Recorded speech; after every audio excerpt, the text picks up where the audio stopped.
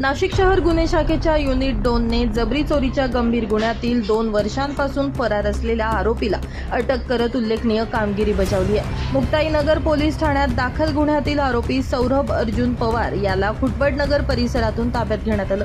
Police आयुक्त Sandeep Karnik, police उपायुक्त गुन्हे शाखा किरणकुमार चव्हाण आणि सहाय्यक पोलीस आयुक्त संदीप मिटके यांच्या मार्गदर्शनाखाली शहरातील फरार, पाहिजे आणि तडीपार आरोपींविरोधात विशेष मोहीम सुरू करण्यात आली आहे। याच मोहिमेदरम्यान 10 मे 2026 रोजी गुन्हे शाखा युनिट 2 चे अधिकारी आणि कर्मचारी आरोपींचा शोध घेत होते। यावेळी मनोहर शिंदे आणि चंद्रकांत गवळी यांना गोपनीय माहिती मिळाली।